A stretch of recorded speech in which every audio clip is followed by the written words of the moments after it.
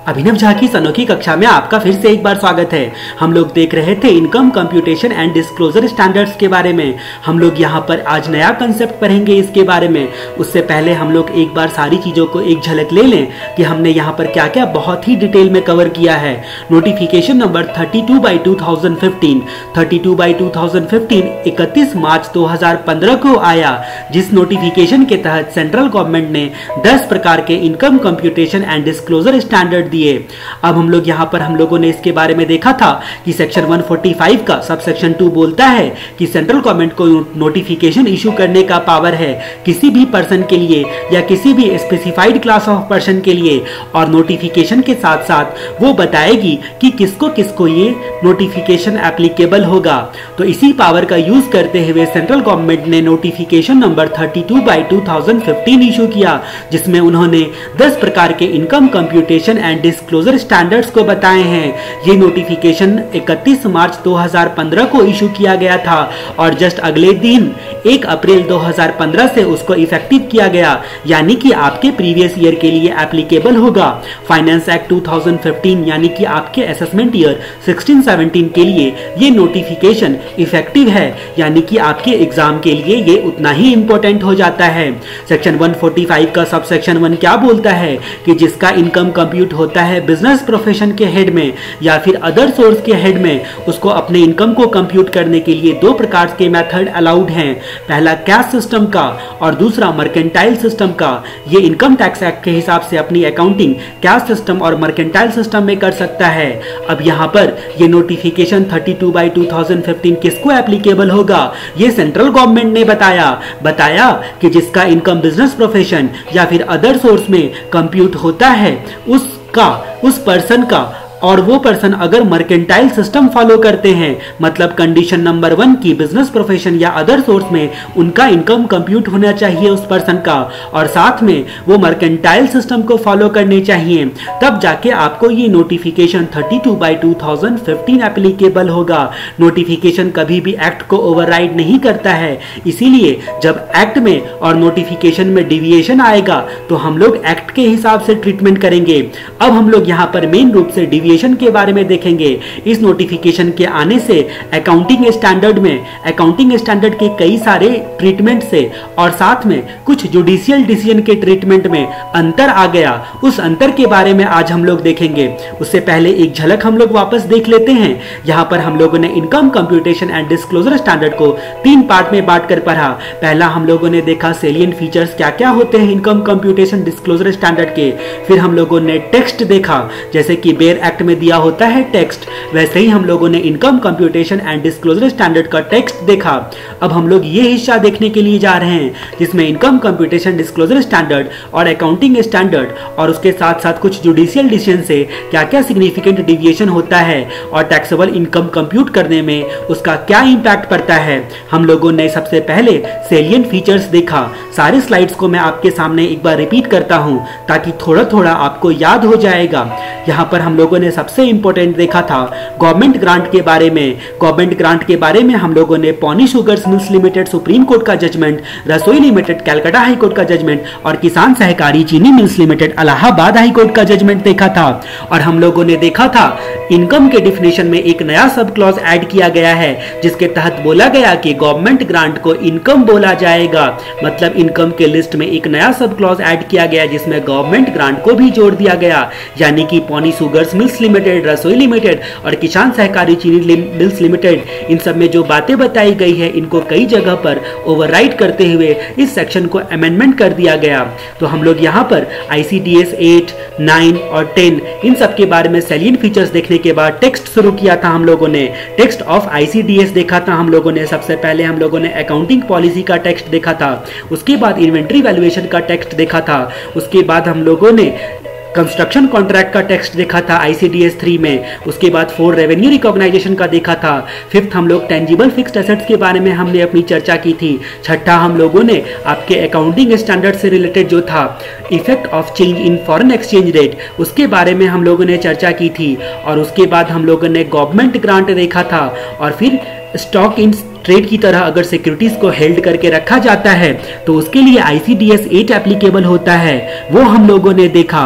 और 9 हम लोगों ने बोरोइंग कॉस्ट के बारे में चर्चा की। और 10th हम लोगों ने आपके अकाउंटिंग स्टैंडर्ड 29 से जो मिलता जुलता है provision, contingent liabilities and contingent assets के बारे में अपनी चर्चा की। अब हम लोग बात करते हैं income computation and disclosure standard का अकाउंटिंग स्टैंडर्ड और कुछ जुडिशियल डिसीजन से क्या सिग्निफिकेंट डिविएशन है और उसका इनकम कंप्यूट करने में, टैक्सेबल इनकम कंप्यूट करने में क्या इंपैक्ट पड़ा, जिसके बारे में हम लोग अपनी चर्चा करेंगे। हम लोग सबसे पहले देखते हैं इनकम कंप्यूटेशन डिस्क्लोजर स्टैंडर्ड 1 के बारे में। सबसे पहले जिसमें अकाउंटिंग पॉलिसीज की चर्चा हम लोग करेंगे। यहाँ पर हम लोगों ने देखा था कि अकाउंटिंग स्टैंडर्ड में 5 प्रकार के फंडामेंटल अकाउंटिंग एजम्पशंस बताए गए हैं। वो आपके फंडामेंटल अकाउंटिंग एजम्पशंस क्या क्या हैं उसके बारे में हम लोगों ने देखा था कि फंडामेंटल अकाउंटिंग एजम्पशन 5 है आपके GCA और MP। G से हम लोगों ने देखा था गवर्नेंस, C से कंसिस्टेंसी और A से एक्यूरल सिस्टम को देखा था हम लोगों ने, और MP मटेरियलिटी और प्रूडेंस। ये अकाउंटिंग स्टैंडर्ड में 5 प्रकार के यहाँ पर कवर किए गए हैं अकाउंटिंग एजम्पशन। लेकिन अकाउंटिंग पॉलिसी ICDS 1 केवल 3 प्रकार को कवर करता है, 3 प्रकार के एजम्पशन को मानता है, गोइंग कंसर्न, कंसिस्टेंसी और एक्यूरल। मतलब ICDS बोलता है कि जिस वक्त आप अकाउंटिंग पॉलिसी को चुनते रहोगे, सेलेक्ट करते रहोगे या फिर चेंज करते रहोगे, उस वक्त केवल और केवल आपको यहाँ पर गोइंग कंसर्न और उसके बाद कंसिस्टेंसी और एक्यूरल कंसेप्ट पर ध्यान देना है और प्रूडेंस और मटेरियलिटी के बारे में चर्चा नहीं करता है। अब जिसकी वजह से क्या इंपैक्ट बढ़ा, सबसे पहले हम लोग प्रोविजंस के बारे में इंपैक्ट देखते हैं। प्रोविजंस के बारे में आपका अकाउंटिंग स्टैंडर्ड 29 डील करता है और income computation disclosure standard 10 deal करता है। ठीक है, तो यहाँ पर हम लोग सबसे पहले प्रोविजन पर क्या फर्क पड़ा प्रूडेंस को ना मानने की वजह से, जिसके बारे में हम लोग देखते हैं। प्रूडेंस बोलता है कि बेस्ट एस्टिमेट करके सारे नॉन लायबिलिटीज का या फिर सारे लॉसेस का प्रोविजन बनाने के लिए, लेकिन यहां पर ICDS ऐसा कुछ नहीं बोलता है। यानी कि इंपैक्ट ऑन प्रोविजन क्या बढ़ा, प्रूडेंस के कारण प्रोविजन जो होते हैं वो सारे नॉन लायबिलिटीज और सारे लॉसेस का बनाना है, चाहे अमाउंट को डिटरमाइन किया जा सके या फिर नहीं किया जा सके। अगर अमाउंट को डिटरमाइन नहीं किया जा सकता है तो आपको बेस्ट एस्टिमेट लेना है और बेस्ट एस्टिमेट के हिसाब से प्रोविजन परंतु आपको बनाना ही पड़ेगा। लेकिन यहां पर ICDS इस बात को कंसिडर नहीं करता है प्रूडेंस को, जिसके कारण क्या होगा, जिसके कारण आप यहां पर प्रोविजन नहीं बनाओगे। यानी कि प्रोविजन का क्राइटेरिया वहां पर O और एस्टिमेट्स 3 क्राइटेरिया को पूरा करने पे हम लोगों ने देखा था ICDS 10 में कि प्रोविजन बनाना है। ठीक है, तो यहां पर प्रूडेंस ना कंसीडर किया गया, जिसके कारण प्रोविजन पर इंपैक्ट पड़ा जो हम लोगों ने देखा। मतलब क्या कि अगर प्रूडेंस कंसीडर नहीं किया जाएगा तो इनकम और गेन रिकॉग्नाइज यहां पर उस तरीके से नहीं होगा जिस तरीके से प्रूडेंस को कवर करते हुए हम कर सकते थे। मतलब आपने लॉस का एस्टिमेट नहीं कर पाया तो लॉस को दिखा नहीं सके आप, क्योंकि ICDS आपको बोलता है कि आपको यहाँ पर लॉस को रिकॉग्नाइज नहीं करना है, मतलब प्रोविजन नहीं बनाना है। और जब आपने प्रोविजन नहीं बनाया तो इस अमाउंट पर भी गलती से आपको टैक्स देना पड़ जाएगा, जो यहाँ पर आपको सही नहीं लगेगा। अब हम लोग बात करते हैं example of non consideration of prudence. कुछ एग्जाम्पल देखते हैं जहां पर प्रूडेंस को कंसिडरेशन नहीं किया गया है। सबसे पहले हम लोग देखते हैं ग्रांट्स के बारे में। ग्रांट्स में क्या बोला जाता है, ICDS 7 बोलता है कि गवर्नमेंट ग्रांट, यहाँ पर जो गवर्नमेंट ग्रांट होता है वो कंडीशन जो अटैच है ग्रांट के साथ उसको पूरा करेगा, ये रीजनेबल सर्टेन है, उसके बाद ही ग्रांट को रिकॉग्नाइज करना है। और आपका अकाउंटिंग स्टैंडर्ड भी यही बात बोलता है कि अगर रीजनेबल सर्टेन है, रीजनेबल सर्टेनिटी है कि जो भी ग्रांट के साथ कंडीशन अटैच्ड है उसको आप पूरा करोगे तभी ग्रांट को रिकॉग्नाइज करोगे। ऐसा ICDS और अकाउंटिंग स्टैंडर्ड दोनों बात बोलता है। लेकिन ICDS में यहां पर एक गजब का कंडीशन अटैच कर दिया गया है। उन्होंने बोला है ICDS में गवर्नमेंट ग्रांट के बारे में बोला गया है कि अगर आपका गवर्नमेंट ग्रांट कंडीशन सेटिस्फाई ना भी करे, उसके बावजूद भी अगर एक्चुअल रिसीव हो जाता है तो आपको ग्रांट रिकॉग्नाइज करना पड़ेगा। मतलब कि ग्रांट का रिकॉग्नाइजेशन आप पोस्टपोन कर सकते हो, लेकिन उतने ही समय के लिए जब तक आपका एक्चुअल रिसीव ग्रांट का ना हो जाए। अगर एक्चुअल रिसीव हो गया तो कंडीशन कंप्लाई किया है अटैच्ड कंडीशन को या फिर नहीं किया है, आपको गवर्नमेंट ग्रांट को रिकॉग्नाइज करना ही पड़ेगा। अब हम लोग दूसरा एग्जांपल देखते हैं, प्रूडेंस को कंसीडर नहीं किया तो क्या होगा। दूसरा एग्जांपल हम लोग देखते हैं, यहां पर रिकॉग्नाइजेशन ऑफ सर्टेन कंडीशन, 3 प्रकार के केस आते हैं जहां पर आपको अकाउंटिंग स्टैंडर्ड 9 बोलता है कि रेवेन्यू को रिकॉग्नाइज करना है, चाहे वो गुड्स बेचने का केस हो, सेल्स ऑफ गुड्स का केस हो, या फिर सर्विस परफॉर्म करने का या सर्विस रेंडर करने का केस हो, और तीसरा इंटरेस्ट रॉयल्टी या फिर डिविडेंड का केस हो। रिकॉग्नाइज करने के लिए आपको अल्टीमेट कलेक्शन की रीजनेबल सर्टेनिटी देखनी है। आपका अकाउंटिंग स्टैंडर्ड ऐसा बोलता है, अकाउंटिंग स्टैंडर्ड 9। लेकिन यहां पर प्रूडेंस का कंसेप्ट में यहां पर थोड़ा अलग हो जाता है, क्योंकि ये प्रूडेंस कंसेप्ट को कवर नहीं करता है। इसीलिए यहां पर सिर्फ एक ही कंडीशन बताया गया है, सेल्स ऑफ गुड्स के बारे में। आईसीडीएस केवल एक ही कंडीशन बताता है सेल्स ऑफ गुड्स के बारे में। अगर आपने गुड्स में मतलब गुड्स को सेल करते हो और अल्टीमेट कलेक्शन की रीजनेबल सर्टेनिटी है कि आपका अल्टीमेट कलेक्शन होगा, तो आप सेल्स ऑफ गुड्स को रिकॉग्नाइज करोगे। लेकिन बाकी 2 चीजों के बारे में, यानी कि आपके सर्विस ट्रांजैक्शन में जो सर्विस रेंडर करोगे उसके बारे में, और इंटरेस्ट रॉयल्टी और डिविडेंड का पेमेंट करोगे उसके बारे में, ये रीजनेबल सर्टेनिटी की चर्चा नहीं करता है। मतलब क्या कि आपका सर्विस को रेंडर करोगे या फिर इंटरेस्ट रॉयल्टी या डिविडेंड आप के बात है तो वहां पर रीजनेबल सर्टेनिटी वगैरह मत देखो, आप तुरंत रिकॉग्नाइज कर दोगे, तो यहां पर गलती हो जाएगी। अब हम लोग एक्सपेक्टेड लॉसेस के बारे में देखते हैं। ये तीसरा कंडीशन हमारा आता है नॉन कंसिडरेशन ऑफ प्रूडेंस का, एक्सपेक्टेड लॉसेस के बारे में, जो कि कंस्ट्रक्शन कॉन्ट्रैक्ट के रिस्पेक्ट में है। मतलब क्या कि कंस्ट्रक्शन कॉन्ट्रैक्ट के रिस्पेक्ट में आईसीडीएस बोलता है कि आपको एक्सपेक्टेड लॉस को और कॉन्ट्रैक्ट कॉस्ट को, जो कि प्रोबेबल नहीं है कि आपको होना ही होना है या फिर आपको करना ही पड़ेगा, मतलब प्रोबेबल नहीं है, तो आप उसको रिकॉग्नाइज नहीं कर सकते हो। लेकिन एक्सपेक्टेड लॉस और यहां पर कॉन्ट्रैक्ट कॉस्ट के बारे में आपका अकाउंटिंग स्टैंडर्ड 7 बोलता है कि अगर ये आपको प्रोबेबल लग रहा है एक्सपेक्टेशन के हिसाब से, यानी कि एस्टिमेटेड कॉस्ट और एस्टिमेटेड रेवेन्यू का डिफरेंस आ रहा है, अगर आपका जो आपको जिससे आपको लॉस दिखाई दे रहा है कि शायद आपको लॉस होने ही वाला है, तो उस सिचुएशन में अकाउंटिंग स्टैंडर्ड 7 बोलता है कि आपको रिकॉग्नाइज कर लेना चाहिए। लेकिन आईसीडीएस ऐसा कोई परमिशन नहीं देता है।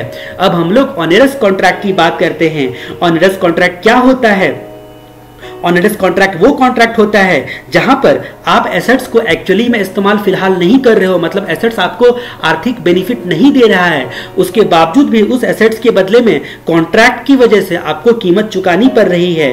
जैसे कि अगर ऑपरेटिंग लीज के तहत आपने कॉन्ट्रैक्ट कर रखा था, लेकिन आप एसेट्स का एक्चुअली यूज नहीं कर पा रहे हो, अपने काम को परफॉर्म करने के लिए अपने बिजनेस में एसेट्स का यूज नहीं कर पा रहे हो, लेकिन ऑपरेटिंग लीज के तहत आपने कॉन्ट्रैक्ट कर रखा था, तो आप उतने पीरियड के लिए आपको उसके एसेट्स के बदले में लीज पेमेंट करना पड़ रहा है। तो वो क्यों लीज पेमेंट करना पड़ रहा है? ऑनरस कॉन्ट्रैक्ट की तहत। ठीक है, तो ऑनरस कॉन्ट्रैक्ट के केस में यहां पर प्रोविजन फॉर लॉस रिकॉग्नाइज करना अलाउ नहीं करता है आईसीडीएस। मतलब ऑनरस कॉन्ट्रैक्ट के बारे में आप प्रोविजन फॉर लॉस नहीं बना सकते हो, जबकि अकाउंटिंग स्टैंडर्ड बोलता है कि ऐसे सिचुएशन में आप ऐसे लॉस को, आपका तय है कि आपको यहां पर इकोनॉमिक बेनिफिट तो होने वाला नहीं है, लेकिन उसके बावजूद भी आपको पेमेंट करना पड़ रहा है, तो जाहिर सी बात है कि वो खर्चा आपके लिए लॉस के बराबर है। इसीलिए आप यहां पर प्रोविजन बना सकते हो, ऐसा आपका अकाउंटिंग स्टैंडर्ड बोलता है।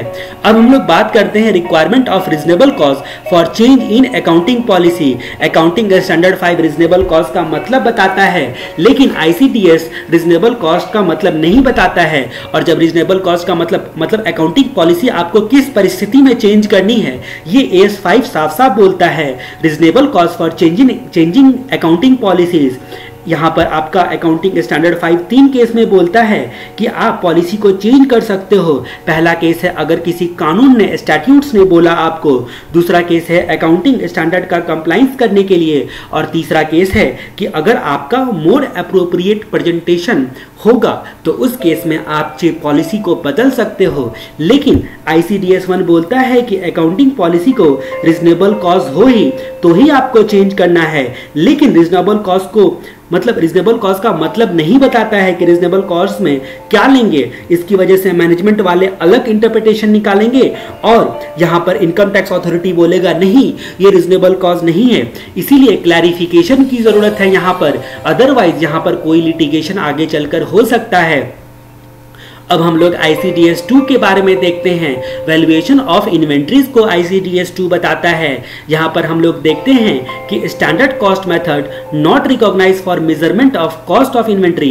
कॉस्ट ऑफ इन्वेंट्री को मेजर करने के लिए स्टैंडर्ड कॉस्ट मेथड को अलाउ नहीं किया गया है। उससे पहले हम लोग सिमिलरिटीज देखते हैं। ICDS ने अलाउ नहीं किया है इस मेथड को। उससे पहले क्या क्या सिमिलर है, यहाँ पर स्पेसिफिक कॉस्ट का ट्रीटमेंट किसी पार्टिकुलर इन्वेंट्री के लिए दोनों केस में सिमिलर है, चाहे वो आपका अकाउंटिंग स्टैंडर्ड 2 हो या फिर आपका ICDS 2 हो। इन्वेंट्री का कॉस्ट जहां पर आपका इंटरचेंजेबल नहीं है या कोई भी कॉस्ट जो होता है वो किसी पार्टिकुलर इन्वेंट्री के लिए किया गया है, कोई भी गुड्स या कोई भी सर्विसेज या अदरवाइज कोई भी कॉस्ट किसी पार्टिकुलर इन्वेंट्री के लिए किया गया है, पार्टिकुलर इन्वेंट्री के रिस्पेक्ट में प्रेजेंट लोकेशन एंड कंडीशन में लाने के लिए किया गया है, तो उस कॉस्ट को स्पेसिफिक प्रोजेक्ट में, मतलब स्पेसिफिक आप उस इन्वेंट्री में, उस पार्टिकुलर इन्वेंट्री में ही आप उसके कॉस्ट में ऐड करोगे।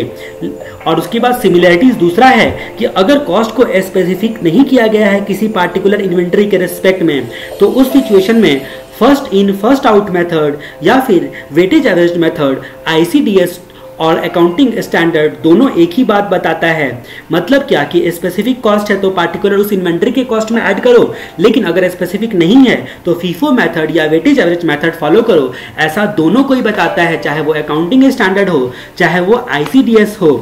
उसके बाद यहाँ पर अकाउंटिंग स्टैंडर्ड और ICDS 2 एक और बात सिमिलर बताता है कि दोनों में अप्रोक्सीमेशन का कॉन्सेप्ट फॉलो करने के लिए बोला है। मतलब अगर कॉस्ट निकालने के लिए आप कोई फार्मूला यूज करते हो इन्वेंट्री के कॉस्ट निकालने के लिए, तो आपको फेयरेस्ट पॉसिबल अप्रोक्सीमेशन लगाना है। मतलब ऐसा फार्मूला यूज करो, चाहे फीफो मेथड का चाहे वेटेज एवरेज मेथड का फार्मूला आप ऐसा यूज करो जो कि आपको फेयरेस्ट पॉसिबल अप्रोक्सीमेशन के बारे में बताए। ठीक है, इन्वेंट्री को प्रेजेंट लोकेशन और कंडीशन में लाने के लिए। लेकिन डिफरेंस यहां पर हो जाता है कि अप्रोक्सीमेशन के लिए AS 2 में फॉर्मूला बताया गया है, लेकिन ICDS 2 ने ऐसा कोई फॉर्मूला नहीं बताया है। AS 2 ने बोला है स्टैंडर्ड कॉस्ट मेथड आप जो है अप्रोक्सीमेशन डिटरमाइन करने के लिए अप्लाई कर सकते हो, लेकिन AS 2 ने ऐसा कुछ नहीं बोला है। अब हम लोग दूसरी चर्चा करते हैं, valuation of inventory on the date of dissolution of firm where the business is continued by partner. तो ये सिचुएशन में आपका सुप्रीम कोर्ट के जजमेंट से डिफरेंस आ जाता है। यहाँ पर क्या बोलता है आपका ICDS बोलता है कि डिसोल्यूशन पे आपको हमेशा इन्वेंट्री की वैल्यू को रीअसेसमेंट करना पड़ेगा, मतलब रीवैल्यू करना पड़ेगा। मतलब क्या कि NRV के बेसिस पर, नेट रियलाइजेबल वैल्यू के बेसिस पर आपको रिवाइज करना पड़ेगा इन्वेंट्री के कॉस्ट को। ICDS 2 का पारा नंबर 24 ये बात बोलता है कि firm, association of person, body of individual, किसी का अगर डिसोल्यूशन होता है तो इन्वेंट्री वैल्यू को डिसोल्यूशन के डेट का नेट रियलाइजेबल वैल्यू पर आपको रिवाइज करना पड़ेगा, इरेस्पेक्टिव ऑफ फैक्ट कि कोई आगे बिजनेस कंटिन्यू रख रहा है या फिर नहीं रख रहा है। सुप्रीम कोर्ट के एक जजमेंट से यहाँ पर डिविएशन आ जाता है। मतलब इस यहाँ पर ICDS ने सुप्रीम कोर्ट की शक्ति को ललकारा, और शक्ति को ललकारने की वजह से हमारा केस है सुप्रीम कोर्ट का शक्ति trading company limited.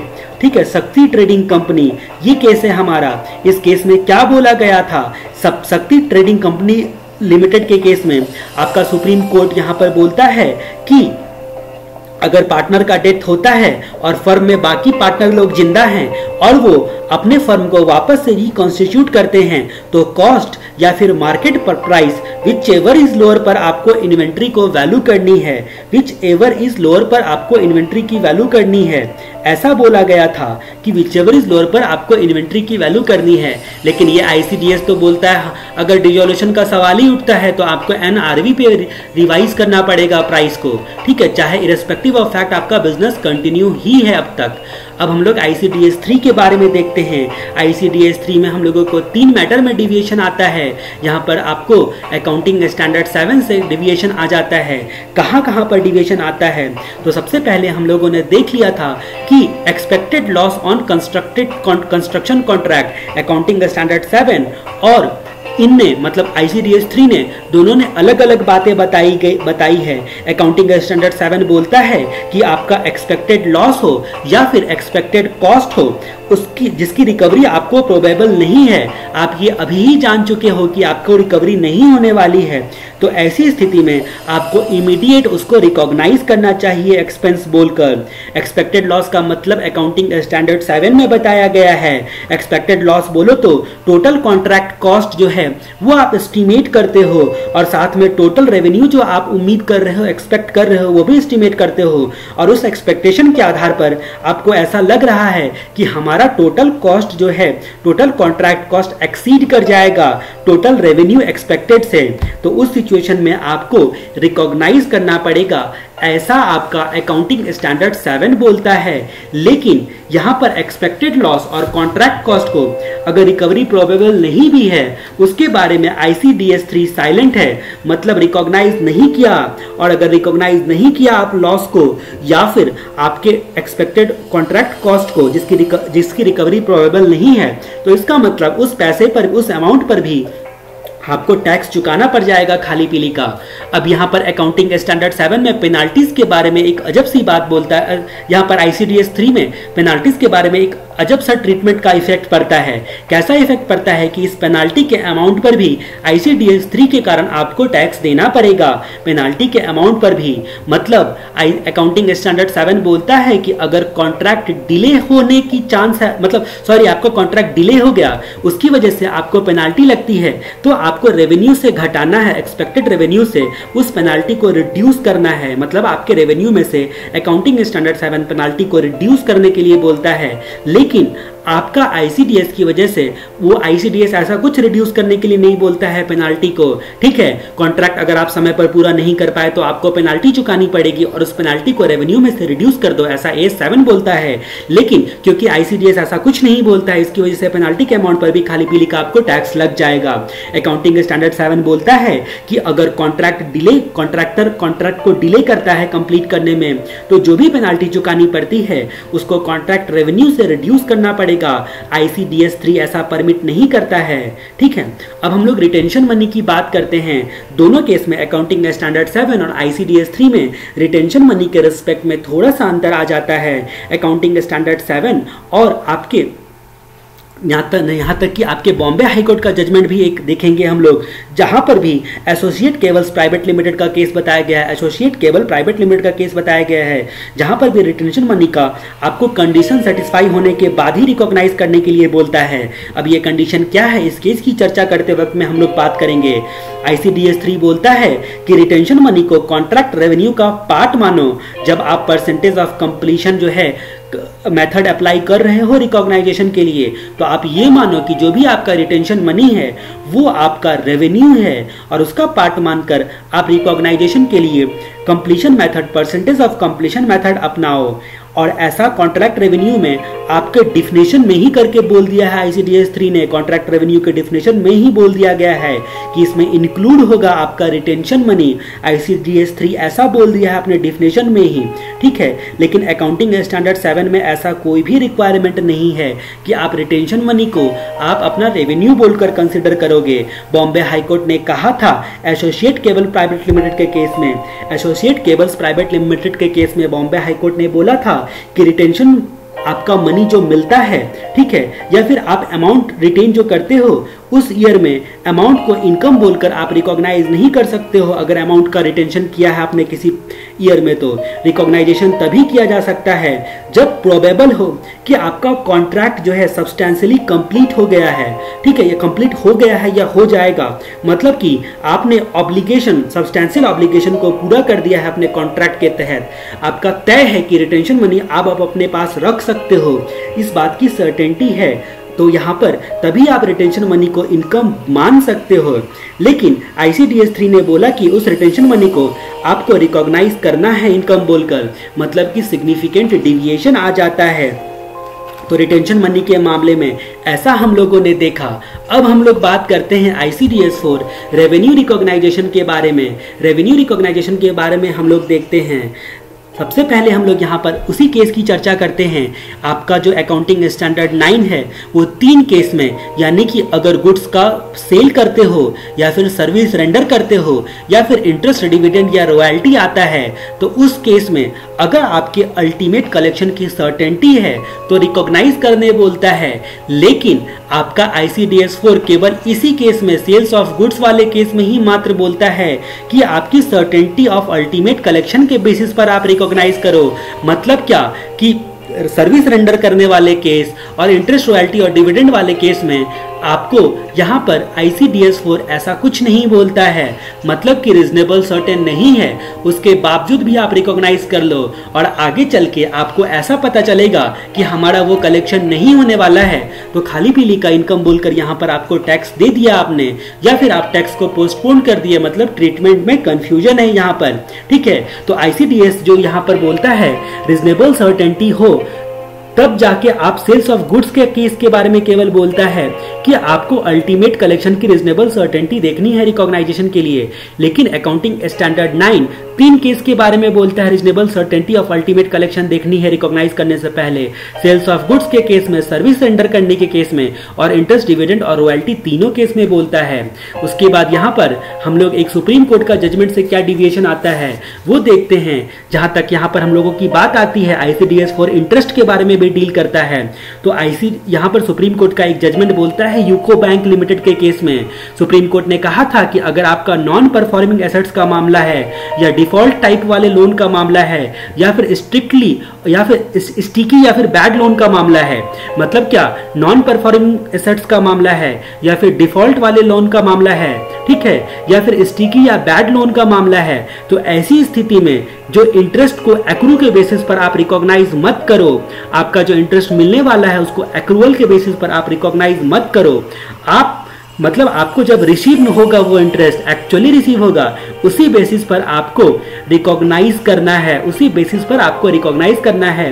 Delhi high court ने Brahmaputra capital finance service private limited में ऐसा ही कुछ बात बताया था। Brahmaputra capital finance service limited में कहा था, उम्मीद है कि आपके सामने में सप्लीमेंट्री प्रैक्टिस मैनुअल खुली होगी और जो कुछ भी मैं बताता हूं आप पॉज करके एक बार रीड कर रहे होगे कम से कम, और अपनी नजरें मेरी बातों के साथ साथ दोहरा रहे होगे, तो से दोहरा रहे होंगे।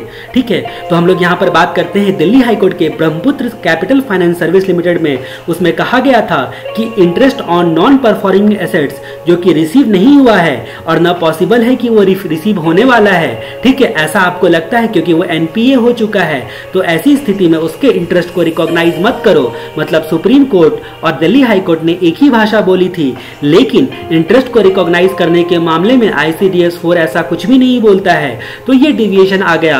दूसरा डिविएशन होता है कि आपका अकाउंटिंग स्टैंडर्ड 9 यहाँ पर recognition of revenue from service transaction, यहाँ पर आपका ICDS 4 हमेशा बोलता है कि आप परसेंटेज ऑफ कंप्लीशन मेथड लगाओ, हमेशा बोलता है। मतलब कि अगर कोरियर वाले का केस है, एग्जांपल के तौर पे अगर कोरियर वाला आधे रास्ते में आपका जैसे दिल्ली से मुंबई कोरियर जा रहा है तो रास्ते में ही है, तो आप परसेंटेज ऑफ कंप्लीशन कैसे निकालोगे?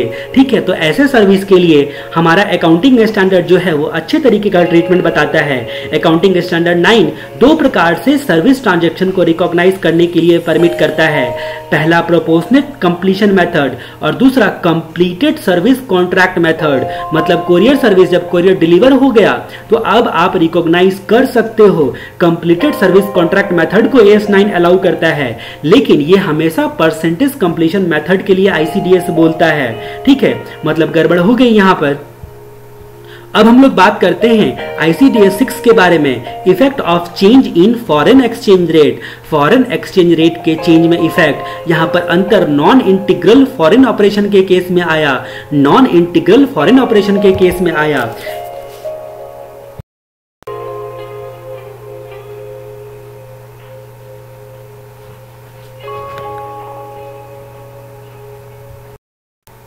रेवेन्यू रिकॉग्नाइजेशन के मामले में हम लोगों ने एक जजमेंट को यहाँ पर छोड़ दिया, तो हम लोग उसकी बात करते हैं। सबसे पहले हम लोग बात करते हैं मद्रास हाईकोर्ट लिमिटेड का एक केस है। मद्रास हाईकोर्ट में क्या बोला गया कि एडवांस सर्विस जो आप ले रहे हो, मतलब सर्विस फ्यूचर में परफॉर्म करोगे लेकिन उसका पेमेंट जो है अभी ले रहे हो, तो ऐसी सिचुएशन में उसको रिकॉग्नाइज नहीं करना है।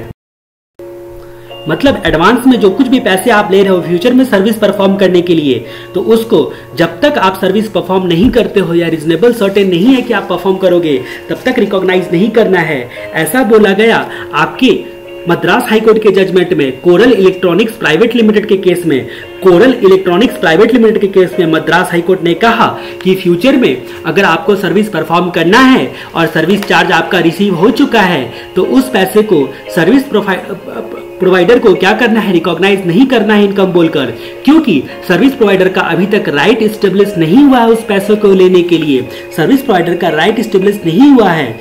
मतलब अगर आप ICDS की सुनते हो तो यहाँ पर आपका सिग्निफिकेंट डिविएशन हो जाता है। मतलब ICDS के हिसाब से आपको रिकॉग्नाइज करना है, क्योंकि ऐसा कुछ नहीं बोलता है ICDS में। अब हम लोग अगले डिविएशन की बात कर रहे थे, effect of change in foreign operation. Non integral foreign operation के केस में एक्सचेंज डिफरेंस का जो आपको रिकॉग्नाइजेशन का ट्रीटमेंट है, वहां पर एक जगह अंतर आ जाता है। इन्वेस्टमेंट के केस में, नॉन इंटीग्रल फॉरेन ऑपरेशन में आपका अकाउंटिंग स्टैंडर्ड 11 और यहाँ पर यानी कि ICDS 6 में दोनों जगह एक ही चीजें बताई जाती है, लेकिन अंतर ऐसा आ जाता है कि जो इन्वेस्टमेंट का केस जो होता है उसमें foreign currency translation reserve account आपको क्रिएट करना है। अकाउंटिंग स्टैंडर्ड 11 बोलता है कि foreign currency translation reserve account बोलकर आप अकाउंट बनाओ और जितने भी एक्सचेंज डिफरेंस होंगे इन्वेस्टमेंट से रिलेटेड, उसको आपको एक्यूमुलेट करते रहना है उस दिन तक जब तक आप उस इन्वेस्टमेंट को नेट इन्वेस्टमेंट का डिस्पोजल नहीं कर देते हो। जब आप नेट इन्वेस्टमेंट का डिस्पोजल करोगे उस वक्त आप प्रॉफिट एंड लॉस बोलकर चार्ज करना तो करना, लेकिन फिलहाल जो है आप इस रिजर्व में जितने भी आपके एक्सचेंज डिफरेंस का अंतर आता है उसको ट्रांसफर करते चले जाओ। ठीक है, तो ऐसा आपका अकाउंटिंग स्टैंडर्ड 11 बोलता है। ICDS बोलता है कि हर एक प्रीवियस में आप रिकॉग्नाइज करते चले जाओ। ठीक है, मतलब आपका नॉन इंटीग्रल फॉरेन ऑपरेशन के केस में यहाँ पर ऐसी सिचुएशन में भी बोलता है कि एक्सचेंज डिफरेंस को आपको हर एक प्रीवियस ईयर में इनकम या एक्सपेंस बोलकर रिकॉग्नाइज कर देना है। ठीक है, जिसमें यहाँ पर टैक्स लायबिलिटी की इसकी वजह से वॉलेटिलिटी होती है। यहाँ पर एक बात ध्यान देने वाली बात है कि ट्रांसलेशन मेथड जो होता है वो अकाउंटिंग स्टैंडर्ड और यहाँ पर नॉन इंटीग्रल फॉरेन ऑपरेशन के केस में अकाउंटिंग स्टैंडर्ड और ICDS 6 दोनों एक ही ट्रांसलेशन का मेथड बताता है। अब हम लोग ICDS 7 की बात करते हैं। ICDS 7 की बात हम लोग करते हैं। यहाँ पर रिकॉग्नाइजेशन पोस्टपोन करने का लिमिट बताया गया है कि पोस्टपोन कब तक आप कर सकते हो रिकॉग्नाइजेशन को ICDS 7 में। ठीक है, यहाँ पर अभी हम लोगों ने जो देखा था एक्चुअल रिसीव होने तक के दिन तक आप मैक्सिमम रिकॉग्नाइजेशन पोस्टपोन कर सकते हो गवर्नमेंट ग्रांट का। जिस दिन आपका एक्चुअली रिसीव हो गया है, भले ही जो भी कंडीशन आपका अटैच था उसको पूरा करता हो या फिर ना करता हो, उसके बावजूद भी आपको रिकॉग्नाइज कर ही डालना है गवर्नमेंट ग्रांट को। अकाउंटिंग स्टैंडर्ड 12 बोलता है कि गवर्नमेंट ग्रांट को तब तक रिकॉग्नाइज नहीं करना है जब तक ये रीजनेबल एश्योर ना हो जाए कि इंटरप्राइज जो है वो सारे कंडीशन अटैच विद ग्रांट को पूरा करेगा। ठीक है, जब तक ये बात असर्टेन ना हो जाए। सेम बात ICDS 7 भी बोलता है, लेकिन एक ऐसा अद्भुत केस बता दिया ICDS 7 ने, उसने इसमें एक चीज और लगा दिया रिकॉग्नाइजेशन के क्राइटेरिया में। बोला कि अगर एक्चुअल रिसीव से आपका बियॉन्ड चला जाए, मतलब अभी तक आपने कंडीशन सारे पूरे नहीं किए हो और आपका ग्रांट रिसीव हो जाए, तो ऐसी सिचुएशन में आपको ग्रांट को इमीडिएट रिकॉग्नाइज कर देना है। आपको यहाँ पर रीजनेबल सर्टेनिटी की क्राइटेरिया को नहीं देखना है, रीजनेबल एश्योरेंस का क्राइटेरिया नहीं देखना है। यहाँ पर एक सबसे बड़ा अंतर आ गया। दूसरा अंतर हम लोग देखते हैं पोस्टपोनमेंट में एक जो अंतर आ गया, दूसरा हम लोग यहाँ पर देखते हैं कि ICDS 7 में जितने भी ग्रांट होते हैं कैपिटल एसेट से रिलेटेड अदर देन आपका यहाँ पर टेंजिबल एसेट्स से related other than tangible assets और सारी चीजें केस को डील करता है, लेकिन प्रमोटर्स कंट्रीब्यूशन को डील नहीं करता है। जबकि आपका अकाउंटिंग स्टैंडर्ड 12 प्रमोटर्स कंट्रीब्यूशन को डील करता है। यहाँ पर ICDS 7 ने अलग से प्रमोटर्स कंट्रीब्यूशन के बारे में चर्चा नहीं की है। ICDS 7 बोलता है कि जो आपका डेप्रिसिएबल फिक्स्ड एसेट्स होगा उसके रिस्पेक्ट में आपको ग्रांट को, ICDS 7 क्या बोलता है, जो आपका डेप्रिसिएबल फिक्स्ड एसेट्स होगा उसके रिस्पेक्ट में आपको जो भी ग्रांट मिलता है उसके कॉस्ट को या WDV को रिड्यूस करना है। लेकिन बाकी जितने भी टाइप के ग्रांट होते हैं, यानी कि अगर आपका डेप्रिसिएबल फिक्स्ड एसेट्स के अलावा कोई प्रकार के ग्रांट होते हैं तो उसको अपफ्रंट इनकम मानना है।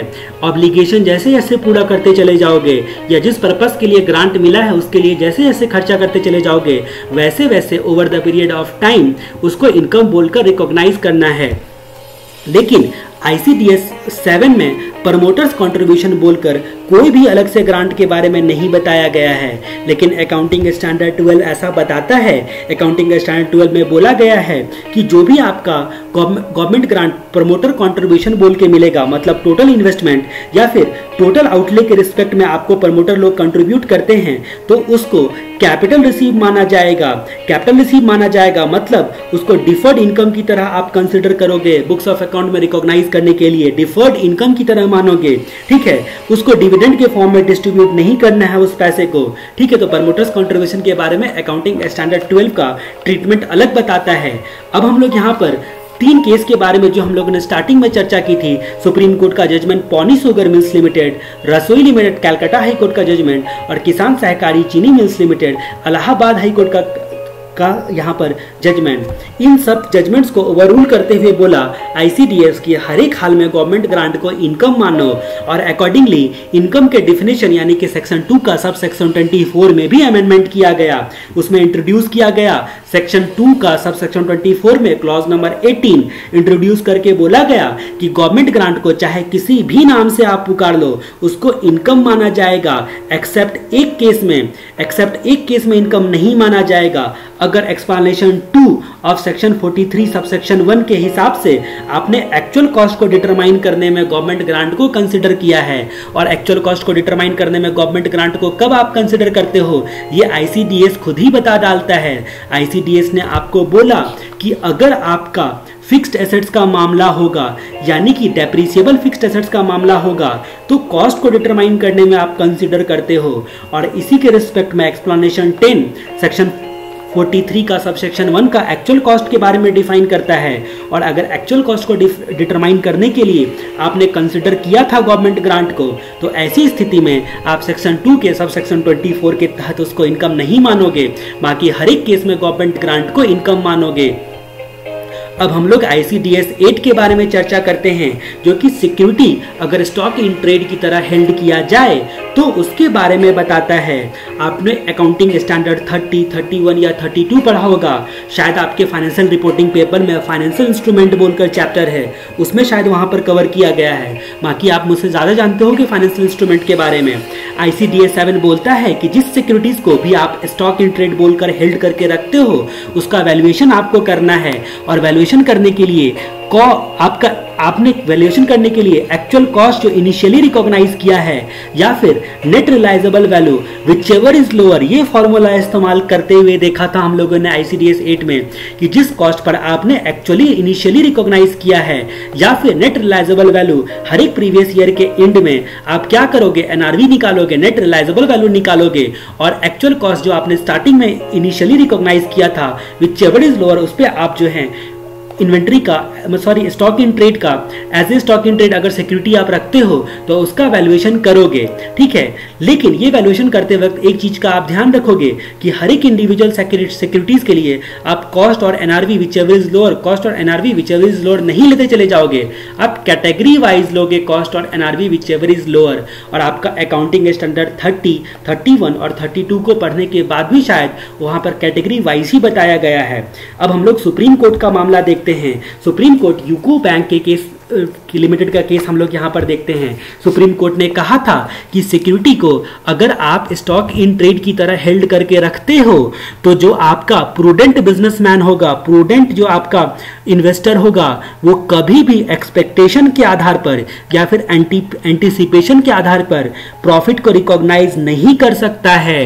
यानी कि आपका नेट रिलाइजेबल वैल्यू पे रिकॉग्नाइजेशन करना गलत है, क्योंकि अगर सुप्रीम कोर्ट यूको लिमिटेड में बैंक लिमिटेड में प्रूडेंट इन्वेस्टर की चर्चा करता है, वो बोलता है अगर सिक्योरिटीज के मामले में प्रूडेंट बिजनेसमैन कभी भी एक्सपेक्टेशन या एंटीसिपेशन के हिसाब से प्रॉफिट को रिकॉग्नाइज नहीं कर सकता है।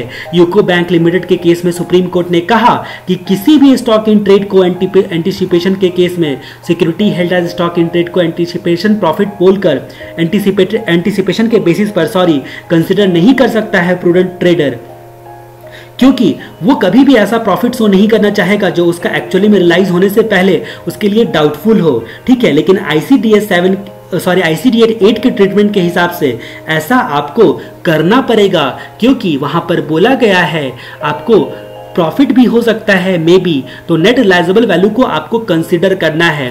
अब हम लोग यहां पर दूसरा अंतर देखते हैं वैल्यूएशन ऑफ अनलिस्टेड या इरेगुलरली ट्रेडेड सिक्योरिटीज के बारे में। उसको क्या बोलते हैं कि अगर आपका यहाँ पर आईसीडीएस 8 में हम लोगों ने देखा था कि अगर आपका लिस्टेड सिक्योरिटीज नहीं हो लेकिन लिस्टेड हो पर रेगुलर ट्रेडेड ना होने के कारण कोटेड ना हो, तो उस परिस्थिति में आपको ऐसे सिक्योरिटीज को हमेशा एक्चुअल कॉस्ट पर ही रिकॉग्नाइज करना है, actual cost per he books of account में डालना है।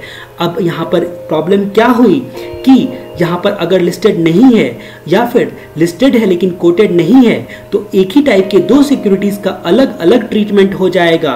एक में तो आप बोल रहे हो कि cost and NRV whichever is lower पर वैल्यूएशन करने के लिए, और केवल गुनाह इतना ही है कि लिस्टेड नहीं है या फिर लिस्टेड है लेकिन कोटेड नहीं है, तो गुनाह सिर्फ इसी गुनाह के कारण आपको हर हाल में एक्चुअल कॉस्ट पर ही रिकॉग्नाइज करेगा। ये अंतर आ गया सिक्योरिटीज के केस में। आईसीडीएस के बारे में यहाँ पर अंतर आ गया। अब हम लोग आईसीडीएस 9 के बारे में अपनी चर्चा आगे बढ़ाते हैं। बोरिंग कॉस्ट को डील करता है आईसीडीएस 9, ठीक है। बोरिंग कॉस्ट को आईसीडीएस 9 बोलता है minimum period for classification of assets as qualifying assets. ICDS 9 के डेफिनेशन में हम लोगों ने देखा था टेंजिबल एसेट्स, इंटेंजिबल एसेट्स और इन्वेंट्री। ये क्वालिफाइंग एसेट्स के डेफिनेशन में 3 बातें कवर होती है। ऐसा हम लोगों ने आईसीडीएस 9 में क्वालिफाइंग एसेट्स का डेफिनेशन पढ़ते वक्त में देखा था। आईसीडीएस में आपका जो क्वालिफाइंग एसेट्स होता है उसमें केवल इन्वेंट्री को तैयार होने के लिए पीरियड के बारे में बताता है कि 12 महीने या उससे ज्यादा का पीरियड लगना चाहिए, ऐसे इन्वेंट्री क्वालिफाइंग एसेट्स कहलाएंगे। प्रेजेंट लोकेशन एंड कंडीशन में लाने के लिए इन्वेंट्री को तैयार होने में 12 महीना या उससे ज्यादा का पीरियड लगना चाहिए, तभी वो क्वालिफाइंग एसेट्स कहलाएगा। लेकिन आपके अकाउंटिंग स्टैंडर्ड 16 में सब्सटैंशियल पीरियड ऑफ टाइम बोलकर वर्ड यूज किया गया है, सब्सटैंशियल पीरियड ऑफ टाइम, और ये वर्ड आपका आईसीडीएस 9 यूज नहीं करता है। अकाउंटिंग स्टैंडर्ड में किसी भी एसेट्स के मामले में बताया गया है क्वालिफाइंग एसेट्स के लिए substantial period of time present location and condition में लाने के लिए, और सब्सटैंशियल पीरियड ऑफ टाइम को डिफाइन किया गया है किसी भी एसेट्स के रिस्पेक्ट में। लेकिन आईसीडीएस 9 ने केवल इन्वेंट्री के रिस्पेक्ट में बताया है।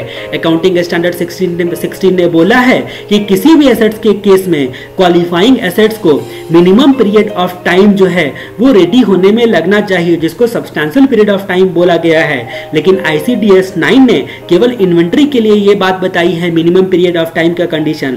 अकाउंटिंग स्टैंडर्ड 16 के हिसाब से क्वालिफाइंग एसेट्स वो एसेट्स होता है, ठीक है, जिसको इंटेंडेड यूज के लिए या फिर सेल्स के लिए तैयार होने के लिए सब्सटैंशियल पीरियड ऑफ टाइम लगता है। सब्सटैंशियल पीरियड का मतलब बताया गया है 12 महीना, 12 महीना मिनिमम पीरियड लगता है। लेकिन एक बात और बताई गई है अकाउंटिंग स्टैंडर्ड 16 में, सब्सटैंशियल पीरियड का मतलब 12 महीना कम से कम लगता है ऐसा तो आप बोलोगे, लेकिन अगर शॉर्टर पीरियड या फिर लॉन्गर पीरियड जस्टिफाइड होता है तो उसी शॉर्टर पीरियड और लॉन्गर पीरियड को आप जो है फैक्ट एंड सर्कमस्टांसेस के हिसाब से कंसीडर करोगे। ठीक है, अगर लॉन्गर पीरियड या शॉर्टर पीरियड जस्टिफाइड हो तब जनरल केस में बोला गया है अकाउंटिंग स्टैंडर्ड 16 में 12 महीना या उससे ज्यादा पीरियड लगना चाहिए। लेकिन ICDS 9 ने आपके इन्वेंट्री के बारे में बताया है और इन्वेंट्री के बारे में बता दिया है, डायरेक्टली बोल दिया है कि 12 महीना या उससे ज्यादा का समय लगना चाहिए प्रेजेंट लोकेशन एंड कंडीशन में लाने के लिए। मतलब अंतर आ गया यहाँ पे, एक तो सारे एसेट्स के बारे में बोल दिया, दूसरा यहाँ पर substantial period of time word use किया और सब्सटैंशियल पीरियड में बोला कि 12 महीना या उससे ज्यादा का period substantial period of time कहलाता है।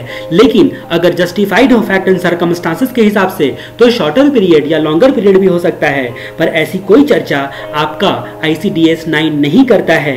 और दूसरी बात कि ICDS 9 क्वालिफाइंग एसेट्स में केवल इन्वेंट्री के केस में मिनिमम पीरियड को डील करता है। ठीक है, अब हम लोग बात करते हैं treatment of income earned from temporary investment.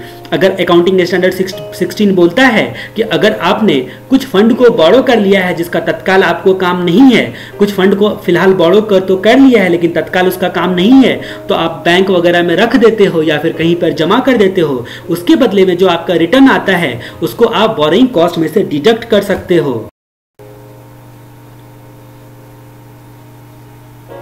मतलब आपका अकाउंटिंग स्टैंडर्ड 16 जो होता है वो डिडक्शन परमिट करता है बोरिंग कॉस्ट में टेम्पोररी इन्वेस्टमेंट का।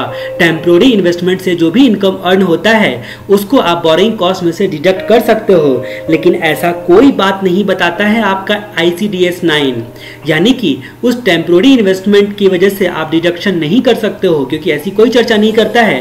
ठीक है, अब हम लोग बात करते हैं suspension of capitalisation of borrowing cost. Accounting standard 16 बोलता है कि अगर अनकंट्रोलेबल सिचुएशन के कारण आप जो है प्रोडक्शन वगैरह सब कंटिन्यू नहीं कर पा रहे हो, तो ऐसी सिचुएशन में उतने समय के लिए, उतने पीरियड के लिए जो आपका बोरिंग कॉस्ट बनता है उसको आप जो है सस्पेंस कर सकते हो कैपिटलाइजेशन को। लेकिन यहाँ पर ICDS 9 ऐसा कुछ भी नहीं बोलता है, इस पर कोई चर्चा नहीं करता है। अकाउंटिंग स्टैंडर्ड 16 क्या बोलता है कि सस्पेंशन का कंसेप्ट आपको बताता है, मतलब जिस पीरियड में एक्टिव डेवलपमेंट रुक गया है, एक्टिव प्रोडक्शन या एक्टिव कंस्ट्रक्शन या व्हाटएवर अगर आपका रुक गया है किसी मतलब अनकंट्रोलेबल सर्कमस्टांसेस के कारण, जो कि सर्कमस्टांसेस आपके अकाउंटिंग स्टैंडर्ड 16 में बताया गया है, तो ऐसी स्थिति में आप जो है सस्पेंशन कर सकते हो बोरिंग कॉस्ट को कैपिटलाइज करने का। लेकिन ICDS 9 में ऐसी कोई चर्चा नहीं करता है। तो इस प्रकार से हम लोगों ने देखा कि ICDS 9 और अकाउंटिंग स्टैंडर्ड 16 में 3 तरह का अंतर आ जाता है, 3 जगह पर अंतर आ जाता है, सॉरी। अब हम लोग यहाँ पर ICDS 10 के बारे में बात करते हैं। प्रोविजन, कंटीजेंट लायबिलिटीज और कंटीजेंट एसेट्स, ये आपका अकाउंटिंग स्टैंडर्ड 29 से मिलता जुलता आपका income computation and disclosure standard है ICDS 10। जहाँ पर हम लोग बात करते हैं condition for recognition of provision. Provision का रिकॉग्नाइजेशन करने के लिए यहाँ पर प्रोबेबल वर्सेस रीजनेबल सर्टेन, मतलब प्रोविजन के लिए ICDS में रीजनेबल सर्टेन वर्ड यूज किया गया है और यहाँ पर AS 29 में प्रोबेबल शब्द का इस्तेमाल किया गया है। ये शब्दों का खेल है। और उसके बाद दूसरा यहाँ पर AS 29 में condition for recognition of contingent assets. Contingent assets के मामले में आपके अकाउंटिंग स्टैंडर्ड 29 ने वर्चुअल सर्टेन वर्ड यूज किया है रिकॉग्नाइज करने के लिए, लेकिन रीजनेबल सर्टेन वर्ड यूज किया है ICDS 10 ने। ये वर्डों का, शब्दों का खेल है। तो अकाउंटिंग स्टैंडर्ड 29 और ICDS में प्रोविजन के रिकॉग्नाइजेशन में सबसे बड़ा अंतर यह है कि अकाउंटिंग स्टैंडर्ड 29 बोलता है कि जब आउटफ्लो ऑफ रिसोर्सेस का प्रोबेबल सर्टेनिटी हो, मतलब प्रोबेबल हो आपका आउटफ्लो ऑफ रिसोर्सेस होगा ही होगा, मतलब ऐसे रिसोर्सेस का आउटफ्लो होगा ही होगा निश्चित तौर पे जो आपको इकोनॉमिक बेनिफिट देता है। तो ऐसी स्थिति में आपको प्रोविजन बनाना है, प्रोविजन क्रिएट करना है। लेकिन यहाँ पर आपका रीजनेबल सर्टेनिटी वर्ड यूज किया गया है। ICDS 10 बोलता है कि अगर रीजनेबल सर्टेन है, मतलब लगभग तय है कि आउटफ्लो ऑफ इकोनॉमिक बेनिफिट होगा ही ऑब्लिगेशन को सेटल करने में, ऐसे आपका रिसोर्सेस का आउटफ्लो होगा ऑब्लिगेशन को पूरा करने में जो रिसोर्सेस आपको इकोनॉमिक बेनिफिट देता है या दे सकता है। तो ऐसी स्थिति में आप क्या करोगे? प्रोविजन क्रिएट करोगे। यहाँ पर ICDS 10 में हम लोगों ने 3 क्राइटेरिया देखा था, O दूसरा हम लोगों ने फिर से देखा था ओ, और तीसरा देखा था हम लोगों ने एस्टिमेशन। ठीक है, तो ओ एस्टिमेशन। तो हम लोगों ने सबसे पहले ओ का मतलब क्या देखा था कि ऑब्लिगेशन है आपका किसी भी पास्ट इवेंट के कारण। ठीक है, किसी भी पास्ट इवेंट के कारण कि आपका ऑब्लिगेशन है जिसको आपको पूरा करना पड़ेगा। ठीक है, और उसके बाद हम लोगों ने दूसरे ओ का मतलब देखा था कि ये रीजनेबल सर्टेन है कि आपका आउटफ्लो होगा उस ऑब्लिगेशन को पूरा करने में, ऐसे रिसोर्सेस का आउटफ्लो होगा जो आपको इकोनॉमिक बेनिफिट देता है। और हम लोगों ने तीसरा कंडीशन देखा था रिकॉग्नाइजेशन के लिए कि आप एस्टिमेशन कर सको। प्रूडेंस के कारण भी हम लोगों ने यहाँ पर एक अंतर क्या देखा था अकाउंटिंग स्टैंडर्ड 29 से। स्टार्टिंग में ही हम लोगों ने देखा था, इस वीडियो के स्टार्टिंग में ही, प्रूडेंस के कारण सबसे बड़ा अंतर क्या आ जाता है कि अगर आप रीजनेबल एस्टिमेट नहीं कर सकते हो तो ICDS 10 के हिसाब से आप रिकॉग्नाइज कर ही नहीं सकते हो किसी भी कीमत में। लेकिन वहां पर क्या बोलता है अकाउंटिंग स्टैंडर्ड 29 कि अगर आप एस्टिमेट ढंग से नहीं कर सकते हो तो आपको बेस्ट एस्टिमेशन लगाना है, लेकिन रिकॉग्नाइज तो आपको करना ही है, मतलब कि प्रोविजन आपको क्रिएट करना ही है। और यहाँ पर हम लोग कंटीजेंट एसेट्स के रिकॉग्निशन के बारे में बोलते हैं। आपका अकाउंटिंग स्टैंडर्ड 29 और ICDS 10 दोनों बोलता है कि कंटीजेंट एसेट्स को आपको रिकॉग्नाइज नहीं करना है, बल्कि लगातार असेसमेंट एंड मॉनिटर करते रहना है। लेकिन ICDS 29 बोलता है और AS 29 और ICDS 10 दोनों बोलता है कि कंटीजेंट एसेट्स को रिकॉग्नाइज करने का एक सिचुएशन, लेकिन उस सिचुएशन में अकाउंटिंग स्टैंडर्ड 29 में वर्चुअल सर्टेनिटी यूज किया है। मतलब बोला है कि अगर कंटीजेंट एसेट्स को रिव्यू करते वक्त किसी भी पीरियड में अगर ये वर्चुअल सर्टेन लगा कि इनफ्लो होगा, ऐसा इनफ्लो होगा जिससे हमें इकोनॉमिक बेनिफिट होने वाला है, तो हम लोग उस इनकम को रिकॉग्नाइज कर सकते हैं। लेकिन यहीं पर ICDS 10 बोलता है कि अगर किसी भी कंटीजेंट एसेट्स के रिस्पेक्ट में ये रिजनेबल सर्टेन होगा, वर्चुअल सर्टेन का मतलब लग रहा है शायद, और रिजनेबल सर्टेन का मतलब पक्का आपको लग रहा है, मतलब गारंटी आप एक तरह से ले सकते हो, तो उसी सिचुएशन में आप जो है रिकॉग्नाइज करोगे इनकम को। तो उस सिचुएशन में दोनों के रिस्पेक्ट में अंतर आ जाता है और अकॉर्डिंगली यहाँ पर टैक्स ट्रीटमेंट में भी अंतर आ जाएगा। अगर आप रिकॉग्नाइज इनकम बोलकर कर लेते हो तो उस पर टैक्स भी देना पड़ जाएगा आपको। ठीक है, तो यहाँ पर डिविएशन आ गया इन सब मामलों में। ये एरिया जो है हमारा, ये आपका पूछने का ज़्यादा चांस है, इसकी वजह से आप यहाँ पर डिविएशन के रिस्पेक्ट में आप अच्छे तरीके से पढ़ो। मेरे पास अकाउंटिंग स्टैंडर्ड का ज़्यादा ज्ञान नहीं है, क्योंकि अकाउंटिंग स्टैंडर्ड दिमाग में लेके एनी टाइम डायरेक्ट टैक्स का टीचर नहीं चल सकता है। इसके बावजूद भी मैंने पूरी कोशिश की है कि अकाउंटिंग स्टैंडर्ड से कंपेयर करते हुए मैं आपको सारी चीज़ों के बारे में समझा सकूं, ICDS और अकाउंटिंग स्टैंडर्ड का डिविएशन। स्नो वाइट पब्लिकेशन की MP विजय कुमार की किताब आती है जो कि income computation and disclosure standard के बारे में डिटेल में चर्चा करती है, और वहाँ पर आपका अकाउंटिंग स्टैंडर्ड और income computation and disclosure standard दोनों का जो आपका कंपैरेटिव एनालिसिस करके बहुत अच्छे तरीके से बताया गया है। अगर आप अधिक जानकारी लेना चाहते हो income computation and disclosure standard के बारे में, ठीक है, तो उसकी वजह से मैं आपको रिफर करूंगा कि आप MP विजय कुमार की किताब को खरीद सकते हो।